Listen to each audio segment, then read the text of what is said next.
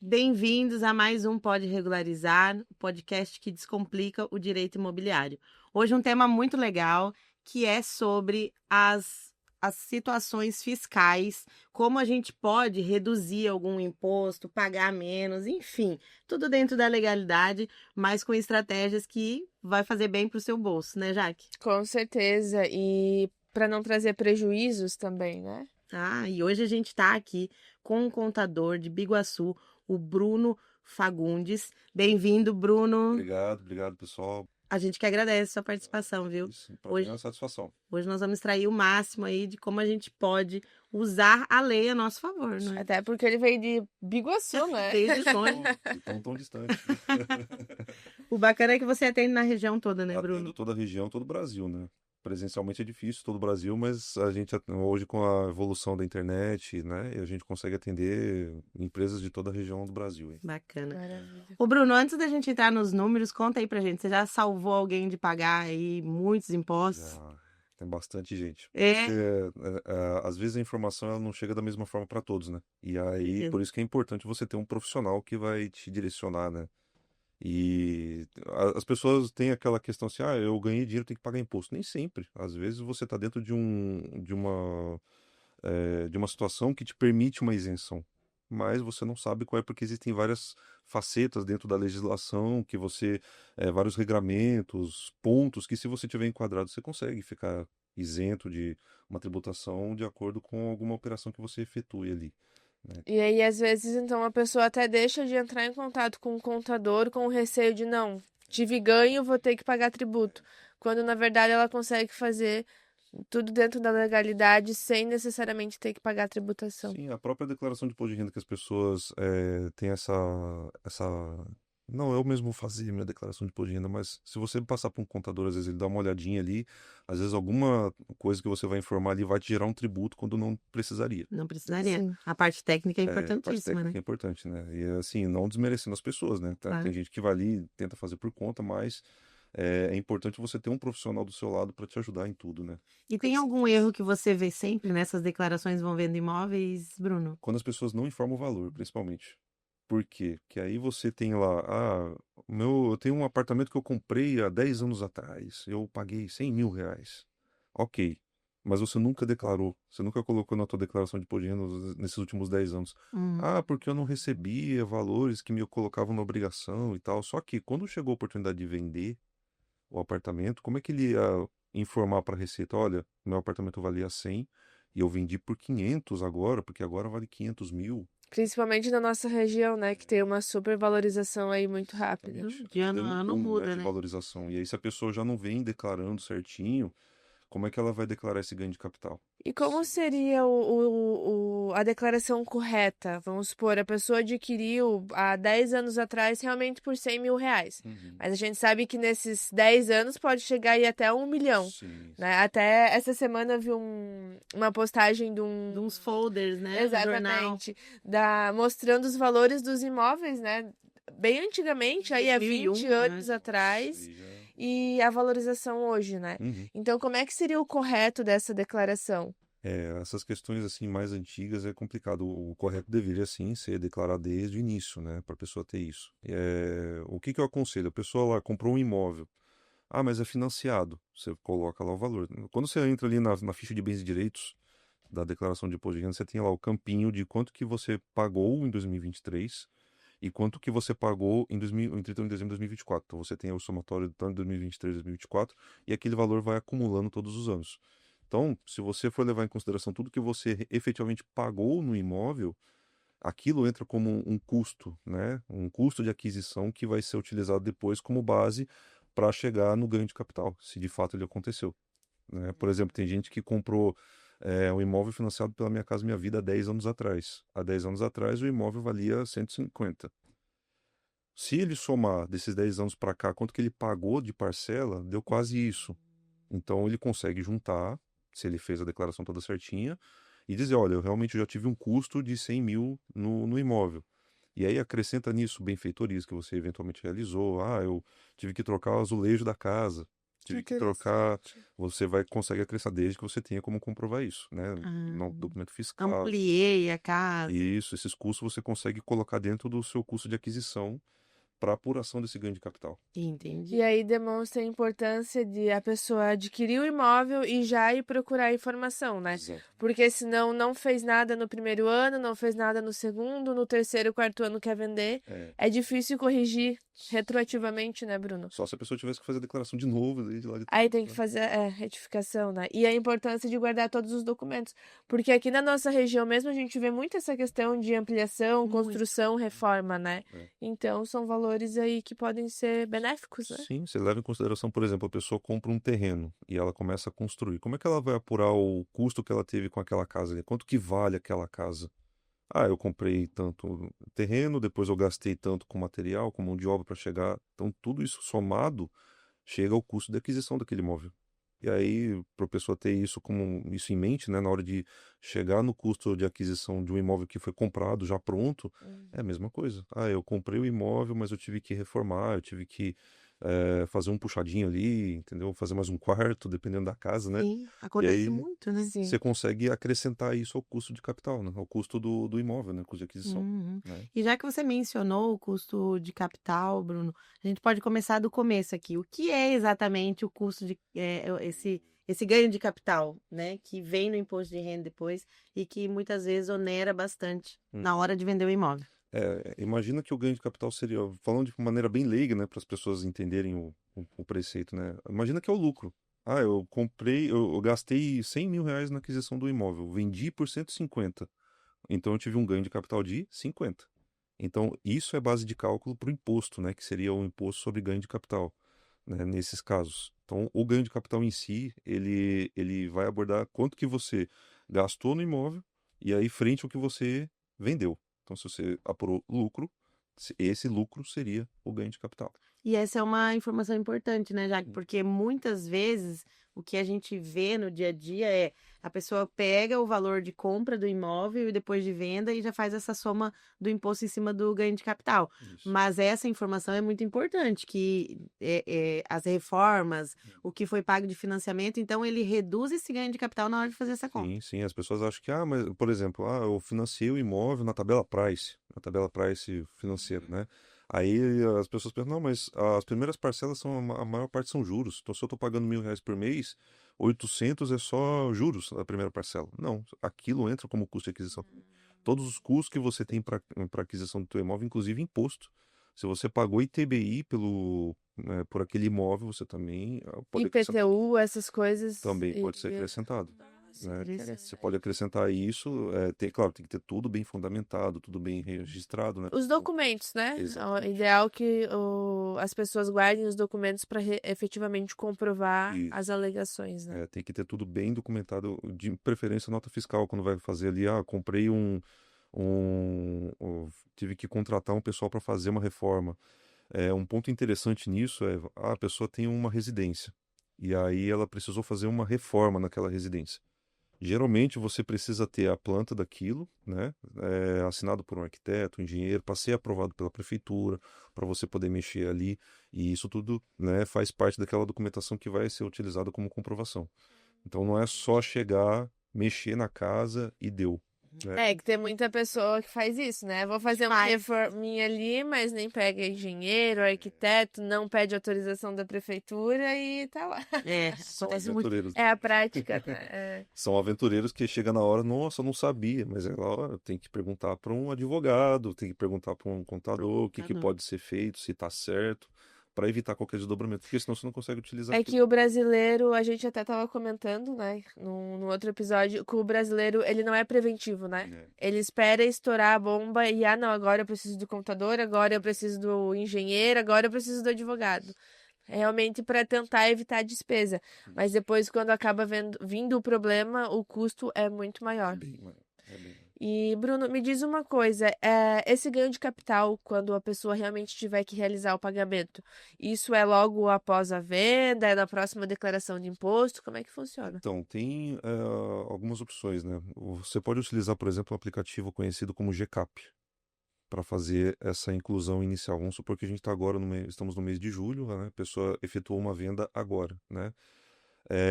Pela legislação, se você não vai estar dentro daqueles atributos necessários para ter uma isenção do imposto, você já teria que recolher esse imposto no mês seguinte. Então, vendi agora esse mês.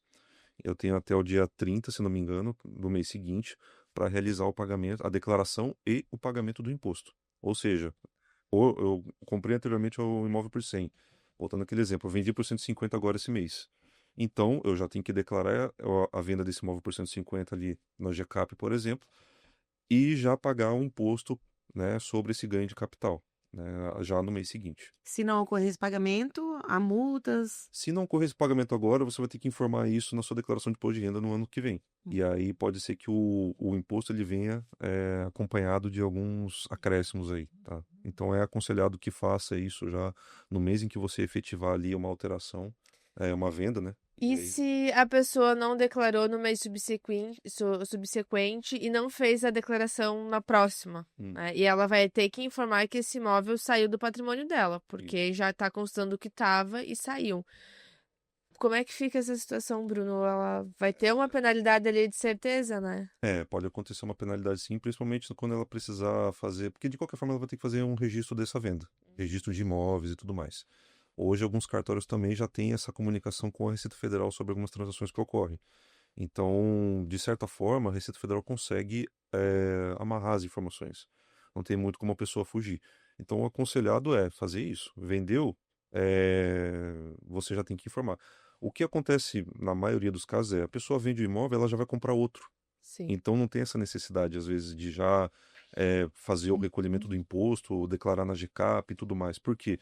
Porque aí ela pega eu vendi o imóvel por 500, eu já vou comprar outro no mesmo valor dentro daquela margem de 180 dias que a legislação permite ali para você ficar isento do imposto. É Então, só 180 dias. Se 180 passar dias. disso, já não tem mais o direito à isenção. Vamos supor que a pessoa tenha lá um imóvel existem outras questões, né, dentro da legislação, mas uma das opções para você ter essa isenção, que é talvez até um ponto que a gente vai entrar ali, né? Então já antecipando, né?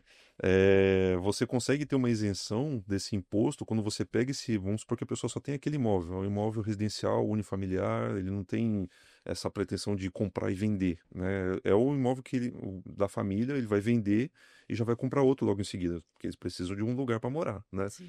Então, se ele faz essa compra já de outro imóvel dentro desse prazo de 180 dias a partir da data da venda, ele consegue ficar isento do imposto de renda, de recolher o imposto de renda. Só que chega na declaração de ajuste anual referente àquela atividade agora, por exemplo, de 2025, na declaração do ano que vem ele vai ter que informar, olha, aquele imóvel você já deixa com saldo zero, né, ali na ficha de bens e direitos, e você informa coloca todas as informações do novo imóvel com o novo valor ali comprado, né, do imóvel novo.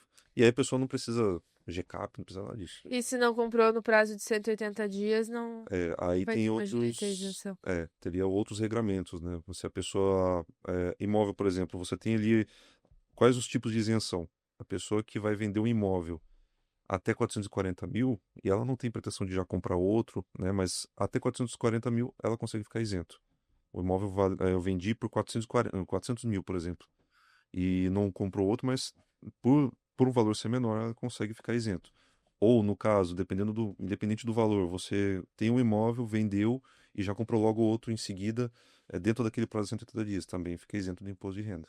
Ah, Então, bacana. Esse é um tema muito legal, que é as isenções que pouca gente conhece todas, conhece. e aí acaba pagando imposto a mais do que deveria, não é? Com certeza. E aí traz, Bruno, pra gente o que tem de fato de isenção dentro desse ganho de capital hoje. A isenção ela se aplica diretamente nessa questão. Por exemplo, eu tenho um imóvel, eu vou a legislação determina um valor máximo de 440 mil. Então, se eu vendi um imóvel até 440 mil, eu posso fazer eu posso ter direito a essa isenção, desde que eu não tenha solicitado essa isenção nos últimos 5 anos anteriores, né? Então, se há 5 anos para cá eu não fiz não utilizei dessa isenção, eu posso utilizar agora. Com o teto de 440 Com o mil. teto de 440 mil. A mesma coisa acontece naquela questão de quando eu vendo meu imóvel, né, o único imóvel que eu tenho, e todo esse produto da venda eu aplico em outro imóvel dentro daquele prazo de 180 dias, independente do valor. Também desde que eu não tenha feito isso nos últimos 5 anos. Então, num Ah, caso entendi. prático, se eu vender um imóvel de 400 mil e comprar um de 200 mil, fica isento de ganho de capital ou não? Isento, fica isento. Mas se eu vender de 1 milhão e comprar um de 500 mil, não fica isento. Não ficaria isento. Aí paga É. proporcional ao ganho que teve, que é os Isso. 500 mil. Mas aí tem um dado interessante, porque vamos supor, você tem lá, você pegou esse 1 milhão, e aí você compra 2 imóveis.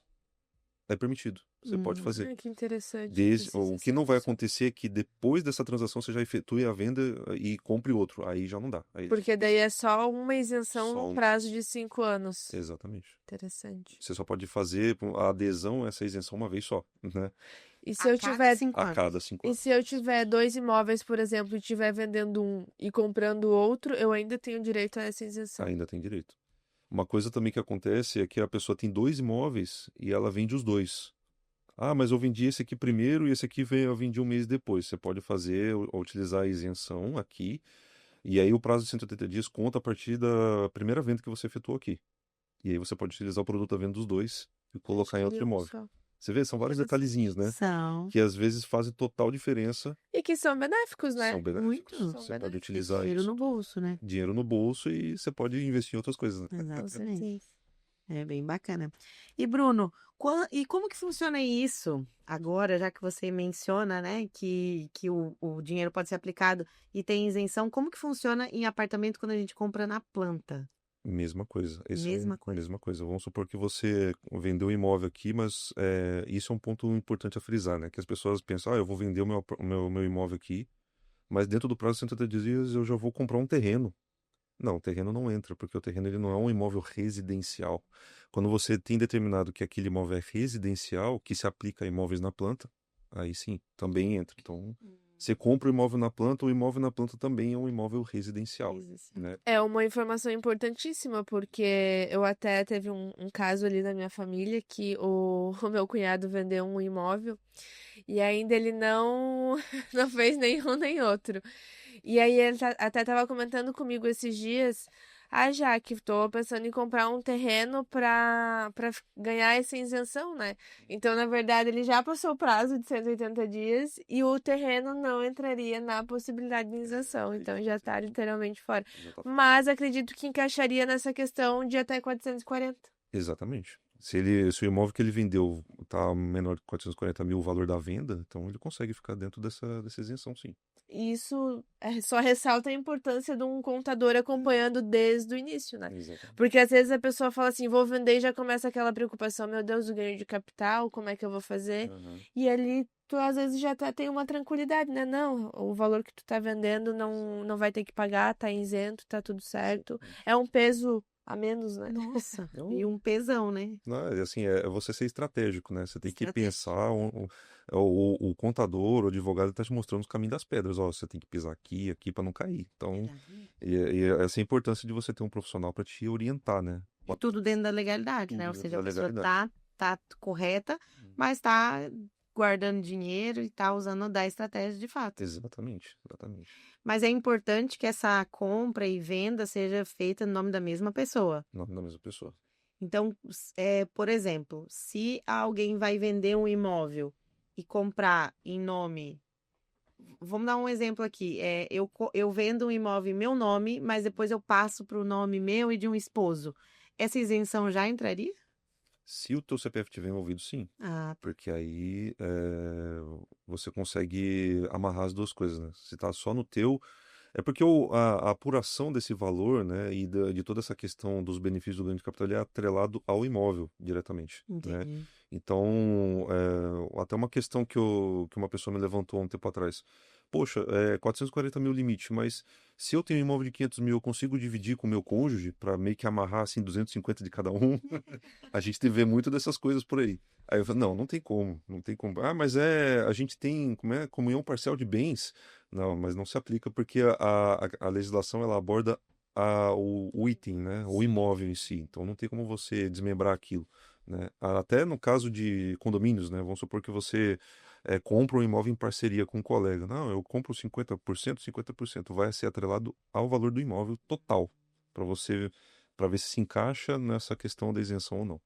Uma coisa que a gente vê bastante é, às vezes, os genitores, né, vendem um imóvel e para tentar evitar um futuro inventário aí, uma futura doação, uma tributação dessas questões, já quer colocar no nome do filho, né? É, Então, aí é complicado. Tem gente que decide abrir até ou a gente orienta, não, abre uma holding familiar, porque aí você consegue colocar todos os imóveis lá, e aí você tem ali outras questões jurídicas para abordar essa questão, né? Que é mais Essa situação da holding, né, que seria uma administradora de bens também, alguma coisa nesse sentido, Uhum, é muito interessante, Bruno, porque assim, quando a gente faz essa abertura da empresa, uhum, eu gostaria que você explicasse um pouco sobre a questão da tributação para inserir esses imóveis dentro da empresa. uhum. Né? Porque quando a gente compra e vende, tem que incide o imposto do ITBI, né? Sim. Quando é imóvel de herança, o ITCMD, enfim. E como que funciona essa tributação para dentro das empresas? Isso seria imóveis que são destinados para alocação, por exemplo, ou para fazer para revender imóveis? É, por exemplo, assim, uma administradora de bens para alocação. Entendi. Depende muito do valor total que a pessoa, que a família tenha ou que a pessoa tenha. Porque assim, o que é legal no planejamento tributário? Se você tem uma previsibilidade de quanto que você vai ter de entrada de faturamento, você já consegue calcular para ver se vale a pena ou não abrir uma empresa. Então, vamos supor que você tenha lá, eu tenho só uma casa, eu alugo por 1.500 por mês. Não tem necessidade de você abrir uma vale a pena. empresa, porque quais os custos? Você teria que tirar esse imóvel do teu nome e passar para o CNPJ. Só aí você tem uma taxa de ITBI para Isso recolher, e você incide tem também. incide nisso também. E aí para você registrar isso lá, vamos supor que para você ter um valor adequado registrado desse imóvel no capital da empresa, talvez você tenha que fazer uma reavaliação de ativo, aí você tem que contratar uma empresa ou um profissional específico para isso, para atualizar aquilo a valor de mercado, para você ter um valor mais adequado à realidade. Então tem toda uma série de custos, fora o que você teria para manter uma empresa, né? Que hoje, para você manter uma empresa, você não conseguiria abrir um MEI para fazer isso. Que muitas vezes muita gente já coloca na cabeça, não, eu vou abrir um MEI. O MEI já faz tudo, só vou pagar R$ 80 por mês. Não é assim, Até né? porque não pode ter sociedade no Não pode meio. ter sociedade. E aí o que acontece? Nem todas as atividades são permitidas. Então, por exemplo, para uma hold, você não consegue deixar ela na opção pelo Simples Nacional. Você vai botar ela no lucro presumido, lucro arbitrado ou lucro real. E aí você tem ali uma carga tributária diferente para cada situação.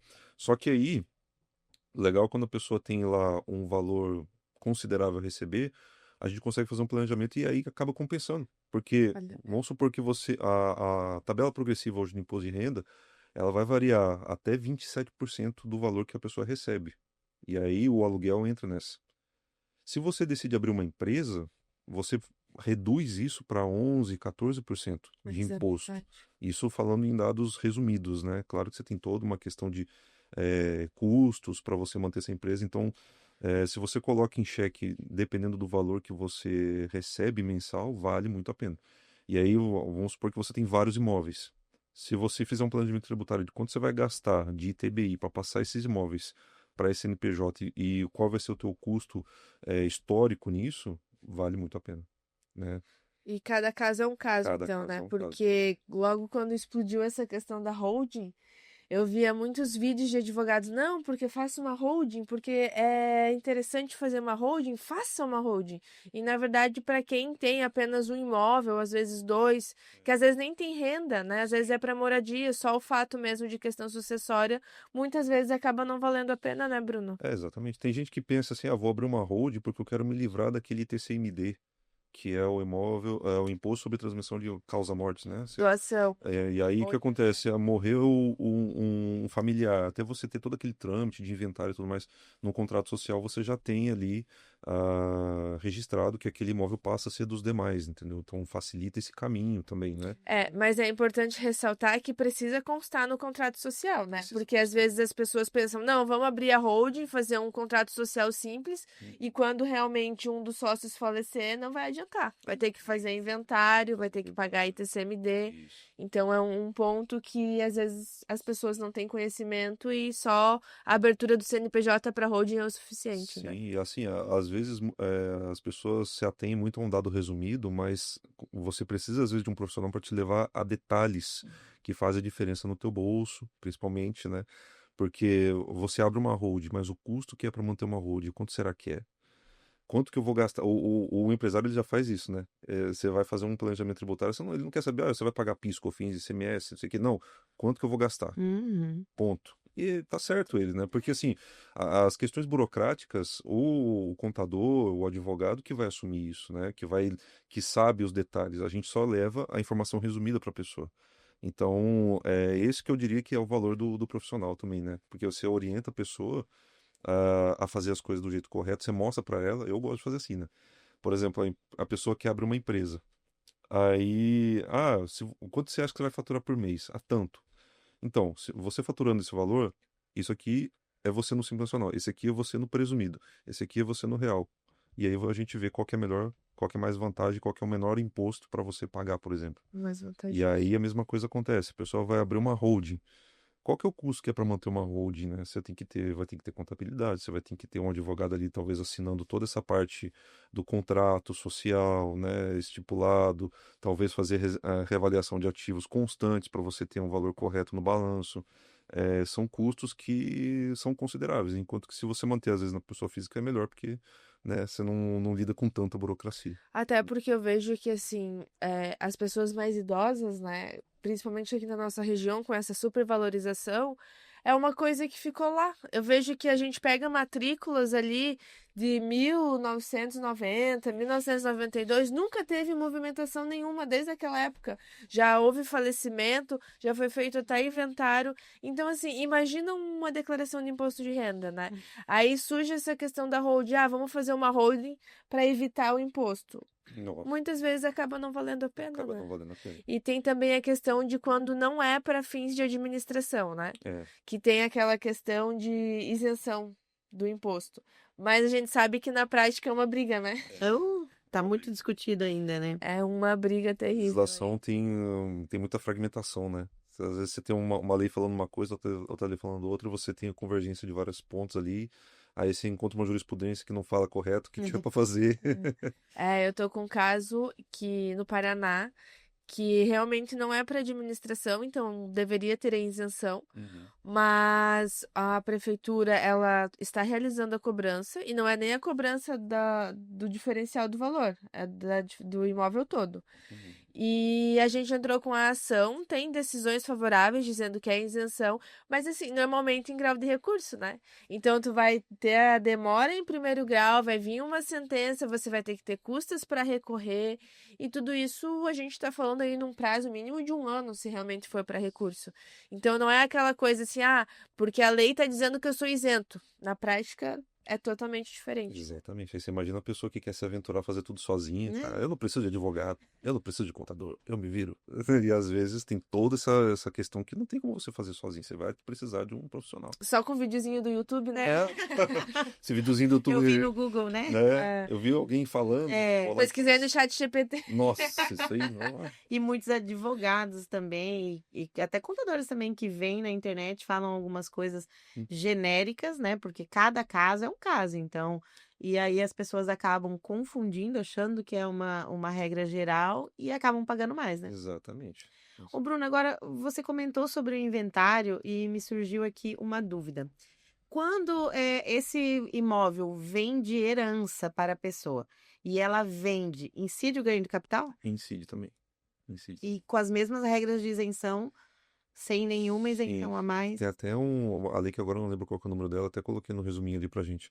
Ela fala ali dessas questões que um dos pontos a serem considerados ali para chegar no ganho de capital, né, na apuração do ganho de capital, é essa questão da causa-mortes ou até vamos supor que houve um divórcio ali, marido e mulher, e aí tem aquela divisão de bens.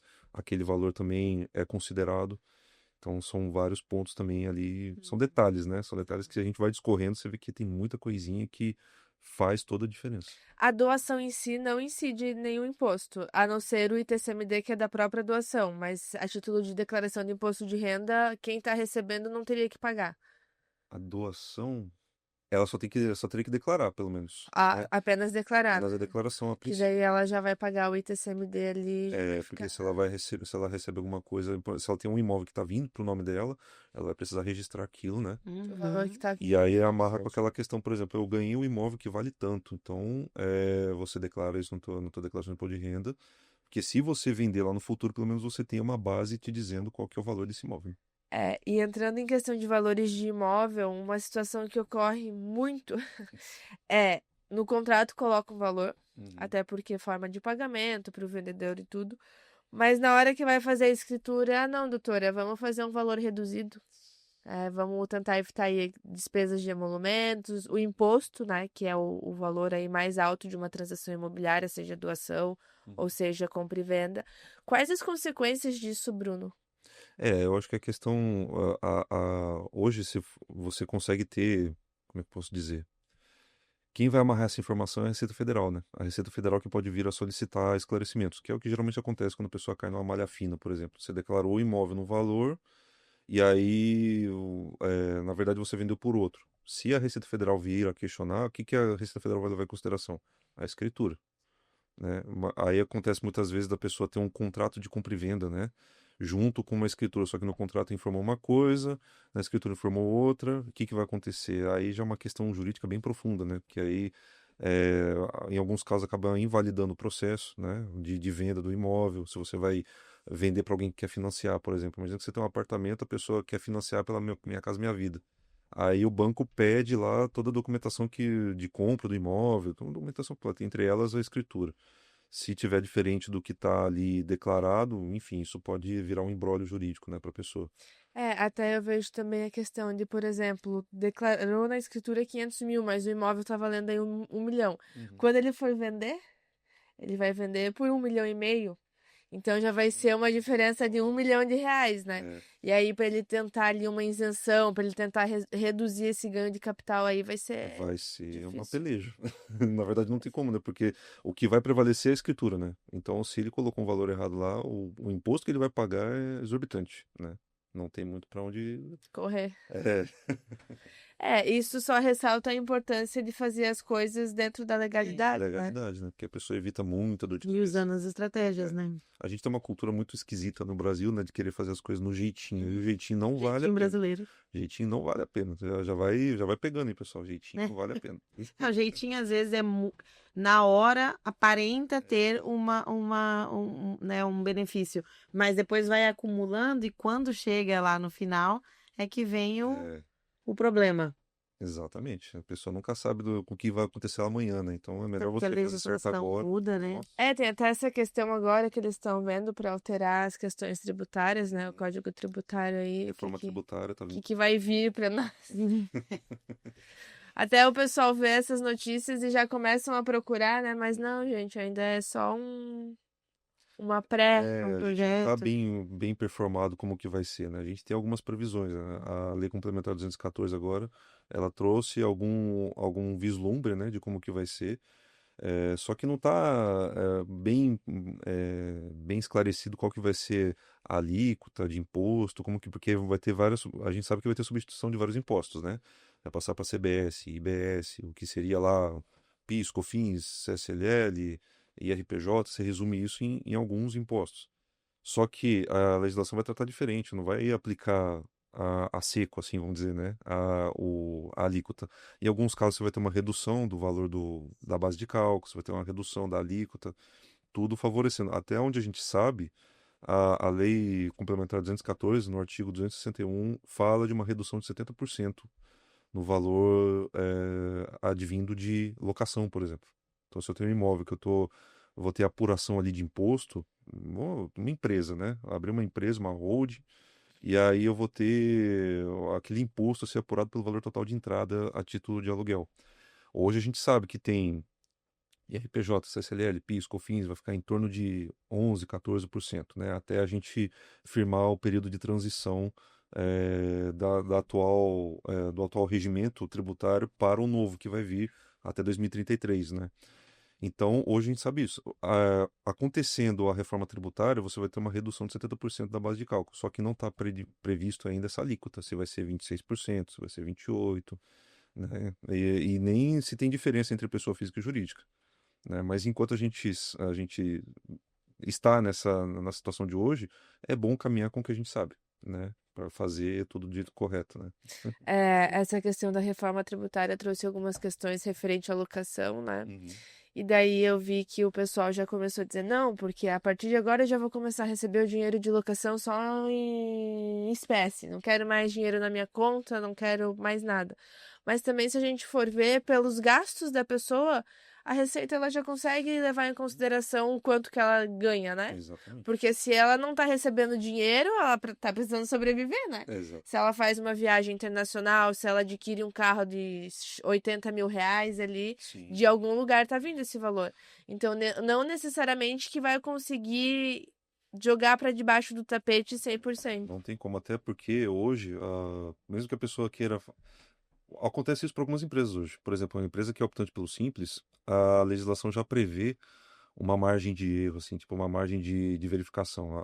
Você não pode declarar, por exemplo, um faturamento menor do que o custo que você está tendo. Então você pega, por exemplo, um comércio.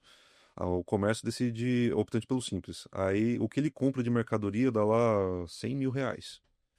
Quando ele vai declarar o faturamento, a receita dele, ele quer declarar 50. Não tem como. Porque a Receita Federal sabe que você tem nota de compra de 100 mil. Então, como é que você vai declarar um faturamento menor? A não ser que você tenha uma forma de provar. Mas tem muita gente que gastou 100, teve faturamento de 200, mas não quer declarar os 200 porque sabe que vai ter um imposto sobre esse valor, né? Então, não tem muito para onde fugir. Além disso, você tem também agora essa análise da Receita Federal sobre a movimentação bancária das empresas, tanto das empresas quanto das pessoas físicas, né? Então, se você tem uma movimentação bancária considerável, o banco é obrigado a declarar para a Receita. Olha, Receita, a conta bancária dessa empresa X aqui movimentou bem esse mês. E aí a Receita Federal consegue, se ela quiser, né, fazer essa amarração. E está melhorando, eles estão buscando performar cada vez melhor essa análise para evitar qualquer tipo de desvios ali nas informações, né? E existe uma média de valores que a Receita fica. Então, hoje a Receita Federal ela solicita aos bancos que encaminhem uma declaração acessória chamada e-financeiro. Então, conta bancária de pessoa jurídica que movimentou a partir de 5 mil naquele mês ali, o banco tem que informar, olha, essa empresa aqui movimentou mais de 5 mil nesse mês. Pessoa física, a partir de 2 mil. Né? Essa é aquela notícia que saiu no começo do ano que o povo ficou todo alvoroçado. Eles falavam assim, porque o governo vai avaliar o Pix, mas ele já faz isso de forma arbitrária ali com a movimentação bancária das Ninguém pessoas. sabia isso. Então, na verdade eles estavam subindo a régua, não estou defendendo o governo, né? Mas assim, eles estavam subindo a régua de 5 mil para pessoa física e 15 para pessoa jurídica, né? Para fazer uma análise, né? E o que já existia antes era 5 mil de pessoa jurídica, movimentações a partir de 5 mil, e 2 mil para pessoa física. Então, a regra só permaneceu a mesma. Já havia. Só ia ficar mais benéfica, no caso. Fica mais De certa forma, ficaria mais benéfico, né? Não, claro que com o Pix eles conseguiriam analisar de uma maneira mais rápida, né? Saber de uma maneira mais. Até para melhorar a performance deles nessa questão. Então, na verdade, não muda muito, né? Já estão sendo rastreados. Já estão sendo rastreados. Só que aqui tem gente que olha assim, mas eu tenho movimentação pequena, o governo vai me pegar. Eu costumo dizer para os meus clientes que assim, o governo, quando ele quer fiscalizar, é igual blitz. Qual que é a chance de ser separado numa blitz? Eu, assim, nos últimos 10 anos nunca fui parado numa blitz, cara. Eu também, né? Então tem gente que se aventura e fala, a Receita Federal não vê, é porque não te pegou, mas pegou outras pessoas e você não sabe. Entendeu? Então, às vezes você tá fazendo a coisa do jeito errado com essa expectativa. Não, a Receita Federal não vai saber. Mas o dia que ela quiser, eu quero dar uma olhada naquela cidade ali, naquela empresa, se ela tá certinha. Escolhe assim, tipo um auditor fiscal vai lá. Imagina, né? Tá tudo online hoje. O nosso Pix é um CPF. Boa parte dos casos, né? Ou às vezes o próprio telefone, mas que quando tu vai comprar um chip, tu tem que fazer um cadastro. Exato. Então, se já tiver no nome de outra pessoa, Não tem jeito. já. Então, assim, ó, basta eles quererem realmente falar assim, não, a gente vai fazer uma auditoria fiscal, que eles conseguem inúmeras informações, né? Eles têm informação para tudo. Eu tenho um cliente aqui que é um colega que tem um escritório contábil ali em Palhoça, e ele teve alguns clientes que teve uma movimentação assim não tão considerável. E o Estado pegou e cobrou. Ó, você está declarando isso aqui de faturamento, mas eu estou observando aqui que você teve uma movimentação bancária maior. E aí, para explicar isso. Entendeu? E assim, não dá para dizer que todos vão entrar nessa rede. Pode ser que um ou outro ali ele venha questionar, né? E hoje a gente sabe que no mercado tem muita gente que faz isso. Tem gente que tem a movimentação, mas não declara aquele faturamento, né? E se aventura nessa questão. Não, a Receita não vai ver. E aí pode acontecer da Receita olhar ou não. É que nem uma blitz. É um sorteio. É. Ah, é proibido eu andar sem cinto de segurança? É, mas não significa que vai ter um guardinha já na saída da garagem ali me multando por eu sair sem o cinto. Pode acontecer de ali na frente isso eu ser visto ou não. Pode demorar 1 mês, 10 anos, 20, mas Exato. pode acontecer. A penalidade é só dos últimos 5 anos, né? É, a Receita ela pode verificar suas contas nos últimos 5 anos. Então, o que você fez agora, a Receita pode até 5 anos olhar, revisitar aquilo, né? Então, é melhor fazer as coisas do jeito certinho para não, não ter nenhum Até porque problema. a penalidade é muito maior do que uma multinha de trânsito, né? Nossa! E assim, quando eles reavaliam, não vem só o valor do imposto, vem o valor do imposto acompanhado de juros, mora, correção, e aí não vale a pena, né? Não... E, Bruno, entrando nessa questão de penalidades, juros, eu vejo algumas vezes, né? Não é exatamente muito a nossa área, mas que às vezes a Receita ela faz alguns programas de parcelamento, de descontos. Como é que funciona isso? É anual? Não Não, a necessariamente. qualquer momento tem, assim, já tem disponível hoje. A qualquer momento do período do ano você tem. É claro que em alguns momentos a Receita Federal faz ali um movimento para fazer com uma taxa de juros menor ou uma redução da base de cálculo, que às vezes eles fazem esse tipo de incentivo, né, para Uhum. as empresas quitarem suas dívidas e tudo mais. Por enquanto a gente não tem notícia disso, mas hoje, se você quiser realizar um parcelamento, você pode. A gente pode acessar ali na Receita Federal. Tem casos de empresas que têm várias guias do Simples Nacional em aberto e elas não sabem como fazer. Nossa, eu não dou conta de pagar tudo isso. A gente pode acessar a qualquer momento ali a Receita Federal. Geralmente o contador consegue fazer isso, ele acessa lá a Receita, entra com os dados da empresa e observa as opções de parcelamento, né? E aí dá para fazer. Dívida ativa também. Às vezes a empresa caiu em dívida ativa e ela não consegue regularizar aquilo porque o saldo está exorbitante. Então não dá para pagar à vista, pagar, né, em cheque. Então você consegue ter um portal da Receita Federal chamado Regularize, que você consegue acessar e fazer o parcelamento dessas dívidas ativas, por exemplo, né? É interessante, né? Porque às vezes o pessoal vai empurrando porque não tem o valor. É. E quando na verdade ela já podia regularizar ali com um parcelamento que consegue caber no bolso Sim, e sim. fica tudo certinho. E evita também dor de cabeça, né? Porque às vezes a pessoa acha que a dívida vai ficar só no CNPJ. Só que se fica no CNPJ por muito tempo, nada impede da Receita Federal ir lá e cobrar no teu No CPF. CPF. Aí aquela dívida ativa que deveria estar só na empresa, respinga no teu. E entrando nesse assunto agora, me diz uma coisa, essa questão de poder cobrar do CPF, basta a Receita querer, ela não precisa, que juridicamente falando, quando a gente fala de uma dívida privada, né, a gente tem que fazer a desconsideração da personalidade jurídica para atingir o CPF da pessoa. E essas questões de tributos, não, a Receita ela pode diretamente já entrar com a cobrança no CPF. Depende muito de caso a caso, né? Do valor total, de quanto tempo que essa dívida ativa está lá. Mas hoje, por exemplo, você pode dar baixa num CNPJ, mesmo que esteja com dívida ativa lançada lá. Só que quando você dá baixa nesse CNPJ, a dívida que está lá pode ir para o teu CPF. E se ficar muito tempo sem você regularizar isso, teu CPF passa a ser irregular, Hum. né? Fica com aquela pendência ali. Aí você só vai saber que está com problema quando você vai no banco pedir um financiamento, quando você vai pedir a abertura de uma conta, que seu CPF está irregular. Meu Deus, eu preciso de um contador. Aí vai, Aí né? o contador vai olhar, tá lá, irregular. Nossa, eu não sabia que tinha isso. Tem como você fazer os parcelamentos aqui para regularizar, né? E, Bruno, adentrando nessa questão de regularidade de CPF, até para trazer um alerta para o pessoal, não sei se vocês têm recebido, mas eu já recebi inúmeros e-mails, né, dizendo: seu CPF está irregular, regularize no prazo de 24 horas, senão vai ser cancelado. Uhum. Aí tem que pagar uma taxa. Eu até tive um cliente que caiu nesse golpe. Nossa. E isso, na verdade, a Receita ela não comunica dessa forma, correto? Não, a Receita não comunica por e-mail, é muito difícil isso acontecer. O que pode acontecer é a Receita informar assim, olha, tem uma informação para você consultar lá. Só que todos esses detalhes de mensagens que a Receita tenta estabelecer com a pessoa é mediante o domicílio eletrônico, né, que você tem ali com a Receita Federal. Então, se você tiver um acesso ali do gov.br, entra no portal ECAC e você consegue ter a mensagem diretamente enviada da Receita Federal para você. Eles nunca mandam por e-mail, né, esse tipo de mensagem, clique aqui para regularizar. Isso não existe. E aquela pesquisinha que eu já cheguei a fazer, hoje não sei se ainda tem, mas que a gente coloca o nosso CPF e a data de nascimento. Ali é só para quando. Porque quando a pessoa tá falecida, eles constam lá que não tá mais ativo. Mas não como cancelada, é uma outra nomenclatura que eles utilizam.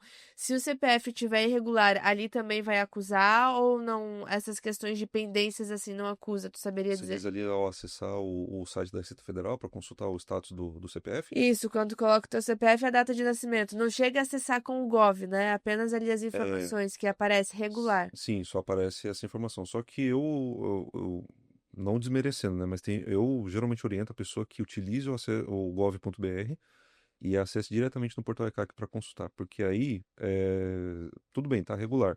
Mas às vezes o teu CPF tá regular, mas tem uma pendência lá, Sim. né? Que tá prestes a estourar aquilo e tornar o seu CPF irregular. Então, ok, você pode acessar ali e consultar se está regular. Mas um ponto de atenção que eu dou para isso, por quê? Porque tem gente que está criando sites para aplicar golpes que o site é igualzinho da Receita Federal. Você entra, você pensa, nossa, eu estou no site da Receita. Você coloca teus dados ali e às vezes é um golpista que está tentando utilizar suas informações. Olha só. Por exemplo, a pessoa que tem MEI, né, o microempreendedor individual, ele faz ali o pagamento do DAS dele todos os meses ali, né, do DASN, do valor do recolhimento mensal, né, em torno de R$ 80, que é hoje, né, e aí ou ele faz por aplicativo, ou se ele não tem aplicativo, ele entra no site da Receita para fazer. Só que quando você pesquisa no Google lá, emissão de guia do MEI, que no caso o nome correto é PGMEI. Aí, beleza, você coloca isso no site, eu falo em dados reais, isso aconteceu. A pessoa colocou lá e foi direcionado para um site. Você abre o site, é igualzinho da Receita Federal, é igualzinho do microempreendedor individual. Aí você coloca teu dado, você pede para gerar o boleto e gera um QR Code. E muita gente pagou isso daí. E aí pagou depois de meses. No mês seguinte, na verdade, foi consultar. Ah, mas aquela parcela tem aberto, eu lembro que eu paguei. Quando na verdade não pagou. Na verdade, você pagou um golpista que criou uma imagem certinha, igualzinha da Receita Federal, criou um site, até o nome do site os caras conseguiram fazer igual. Isso foi meados do ano passado, assim, final do ano Bem passado. recente. E aí eles conseguiram aplicar golpe num monte de gente assim. Então, nada impede deles fazer um site parecidíssimo com o da Receita Federal para a pessoa consultar o CPF, a pessoa coloca os dados dela, coloca lá a data de nascimento, já é o suficiente para ele tentar alguma coisa, né? Sim. Já vi casos, por exemplo, das pessoas utilizarem o reconhecimento facial para fazer parcelamento de veículo. A pessoa recebeu um buquê de flores em casa. E assim, senhoras, né, de idade e tal, que às vezes não sabe, recebeu um buquê de flores. E a pessoa, olha, isso aqui, ó, uma pessoa te mandou esse buquê. Deixa eu tirar uma foto para mostrar, para mandar, para provar que a gente entregou o seu buquê. Na verdade, ele não estava tirando a foto, ele estava fazendo o reconhecimento facial da pessoa, que depois foi utilizado para fazer o financiamento de veículo. Então as pessoas estão, assim, o A golpista criatividade está muito avançada. tá muito assim. Então eu oriento geralmente a pessoa que acessa, vamos acessar direto o portal da Receita Federal com o teu login e senha bonitinho pra gente não ter 100% de Sem segurança, problema. sabe? Até porque não é difícil, né, Bruno? A pessoa não precisa nem do contador para isso, Não, né? Ela simplesmente pode entrar ali no ECAC, colocar o CPF e a senha. E o Gov hoje, boa parte das pessoas tem, né? Porque é usado aí para questões de saúde, Detran, sim. INSS. Então, bem provável que a pessoa já tenha esse acesso, né? É bem tranquilo, porque assim, é claro, você teria que estar no nível prata ou ouro, pelo menos, para você. E aí o nível prata ou ouro não é difícil de você alcançar também. Você pode fazer lá, você baixa o aplicativo do gov.br, em alguns casos você tem que fazer um reconhecimento facial no aplicativo, colocar mais informações, aí você já passa para o nível prata. Aí você já consegue entrar, por exemplo, no portal ECAC e consultar todas as informações condizentes ao teu CPF ali. Se tiver pendência, se não tiver, você pode puxar um relatório fiscal de tudo, então é muito mais seguro. Inclusive até consultar mensagens da Receita Federal para você. Vem Você entra lá, notificação, vem a né? notificação.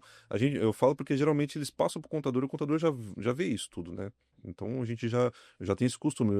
O cliente me passa os dados dele, eu já consulto tudo e passo para ele. Ó, você tem essa mensagem aqui na Receita Federal, você tem essa aqui tua situação fiscal ali, então os débitos que tem aberto e tudo mais. Então já aparece tudo ali.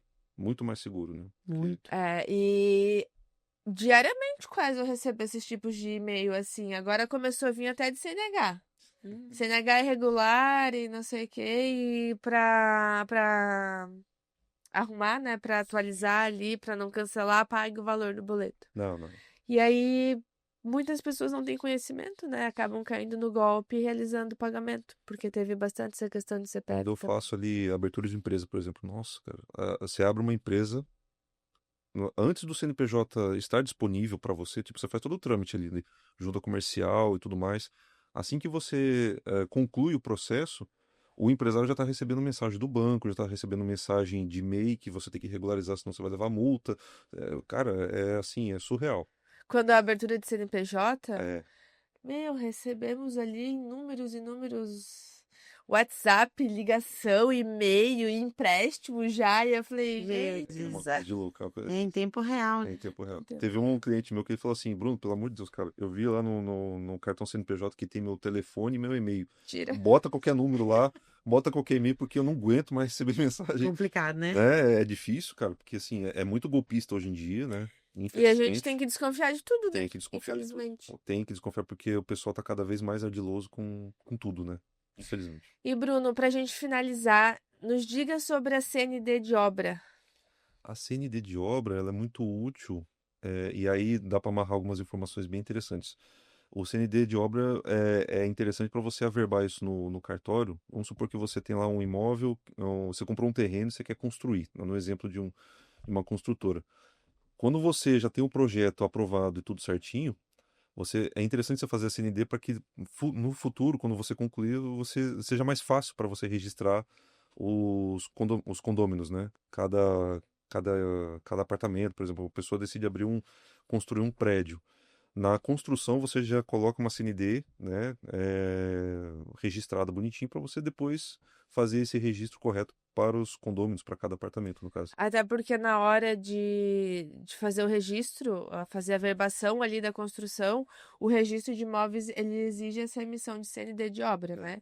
E não necessariamente que a pessoa tenha que quitar esse imposto, esse tributo Hum, de imediato, né? Ela Isso. pode parcelar essa tributação da obra Uhum. e a Receita vai emitir uma certidão positiva com efeitos de negativo, né? Que o registro acaba aceitando. Uhum. Mas a gente precisa dessa certidão Precisa. aí referente à obra. Isso. E aí, atrelado a isso, você também tem também o CNO, né, que é o Cadastro Nacional de Obras, que ele é necessário, principalmente quando você tem uma obra em que você está envolvendo mão de obra, né, para construir aquilo ali. Então você tem que ter um CNO registrado na Receita Federal. Em alguns casos, é interessante você utilizar esse da CND até para você conseguir um benefício fiscal, por exemplo. Se você abre uma incorporadora, né, que tem muito a incorporadora, ela foi lá, comprou um terreno, ela vai fazer todo o projeto, né, para fazer a construção. Aí ela vai contratar a construtora para construir e tudo mais. E aí ela consegue fazer a utilizar-se, né, de um benefício fiscal chamado RET, que é o regime especial de tributação. Eu já ouvi falar Que aí desse. você reduz drasticamente o imposto E que você tem que tem ter que pagar. incorporação, né? Pra usar o RET. Pode ser utilizado por incorporadoras e por construtoras, porque às vezes a construtora ela não precisa de uma incorporadora. Vamos supor que a construtora ela só compra e vende diretamente, né? Ela constrói primeiro para depois vender, que geralmente ocorre, né? Pelo menos o que acontecia até 10 anos atrás, né? E aí as pessoas compram, a construtora chega, compra o terreno, já constrói, depois que construiu, vendeu. E aí, nesse meio tempo, ela pode fazer adesão ao RET, para você reduzir drasticamente a carga tributária. Quais são os tributos? Geralmente, né? Até então, até antes da reforma tributária, né? PIS, COFINS, IRPJ, CSLL. No somatório total, você consegue reduzir para 1% só a carga tributária de todos os impostos juntos, num pacotão só. A Receita Federal chega e fala: ó, vamos juntar todos esses impostos aqui num pacotão e você me paga 1% só do seu faturamento, que já vai compor Exatamente. todos esses impostos aí. Então, é muita vantagem, tanto para o construtor quanto para a incorporadora.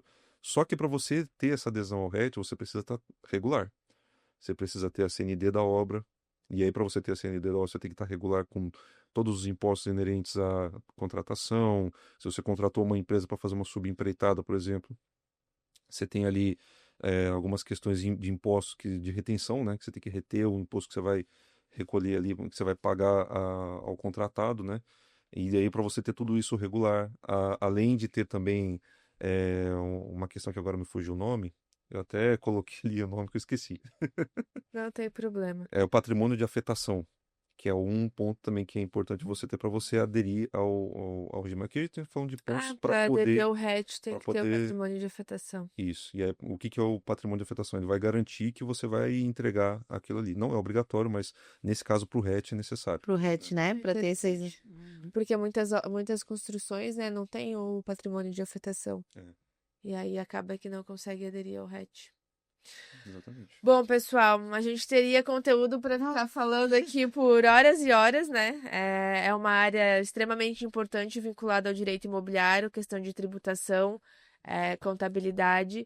Mas a gente encerra por aqui. Agradeço a presença do Bruno Fagundes aí. Esperamos ter outra oportunidade para podermos trazer mais assuntos referente à questão de tributação. E passo para você, Lu. Foi uma honra, Bruno. Obrigada. Volte mais, volte sempre pra gente conseguir conversar mais e ter mais dicas aí de como manter o dinheiro no bolso. Tá, com certeza. Não abra mão de um bom profissional ao seu lado, tanto o advogado quanto o contador, que vai te orientar corretamente para evitar qualquer dor de cabeça. Então, conte com a gente. Se você gostou, salva, curte, compartilha e encaminha para os amigos aí que estão passando por alguma dessas situações.